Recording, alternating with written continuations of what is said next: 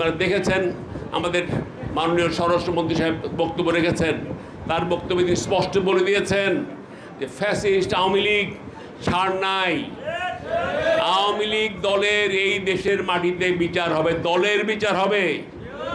হচ্ছে তো দলের নেতাকর্মীরা পালিয়ে বেঁচেছে, এটা ভাবার কোনো কারণ নাই।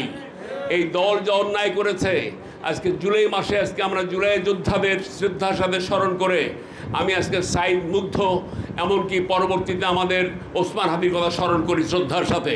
আজকে এই জেনারেশন যে পরিবর্তন করেছে এবং এই পরিবর্তনের ফল আজকে এই বাংলাদেশে আমরা ইনশাল্লাহ নিয়ে আসবই আসবো। এবং এই দেশে ফ্যাসিস্টদের যে সমস্ত অত্যাচার অনাচার তার বিচার হবে। যারা আছে বাংলাদেশে, যারা বিদেশে পাচার করেছে, অন্যায় করে দেশে লুটপাট করে নিয়ে গেছে, সবারই বিচার হবে। এবং শেষ অবধি যেটা আমার দলের সিদ্ধান্ত, মানুষের সিদ্ধান্ত অনুযায়ী দল ঘোষণা করেছে। প্রতি সপ্তাহে সর্বোচ্চবার বিকাশ পেমেন্টে 50 জন হবেন পেমেন্ট চ্যাম্পিয়ন। জিতে নিন টিভি সহ আকর্ষণীয় সব প্রাইজ। যে এই ফ্যাসিস্ট দল, তাদেরও আইনের মুখে বিচারের মুখোমুখি হতে হবে এবং দলেরও বিচার হবে ইনশাল্লাহ।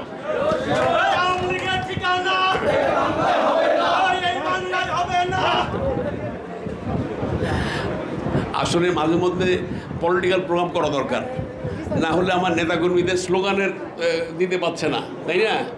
তা আমার মনে হয় যে আমার নেতারা যারা আছে, তোমরা মাসে 1-2 করে প্রোগ্রাম করো, আমি হাজির হয়ে যাব। কারণ স্লোগান মনের মানে 17 বছর বিরুদ্ধে আওয়ামী লীগের ফ্যাসিস্টদের বিরুদ্ধে স্লোগান দিয়ে অভ্যেস তো, হ্যাঁ না, অভ্যেসটা হঠাৎ করে সরকারি দলে এসে পরিবর্তন কেমনে হয়? তো যাই হোক, আমি পলিটিক্যাল প্রোগ্রাম করতে চাই ইনশাল্লাহ। তো সবার জন্য আমার দোয়া আশীর্বাদ, সবাই আপনারা ভালো থাকবেন। বিশেষ করে আজকের যে আমার ভাই বোনেরা যারা ক্ষুদ্র নৃগোষ্ঠীর ভাই বোনেরা এসছেন, আমি তাদেরকে আমার অন্তরস্থল থেকে শুভেচ্ছা জানিয়ে আমাদের নেতা তারেক রহমান সাহেবের সালাম শুভেচ্ছা সবাইকে দিয়ে আমার বক্তব্য শেষ করছি। আল্লাহ হাফেজ, বাংলাদেশ জিন্দাবাদ।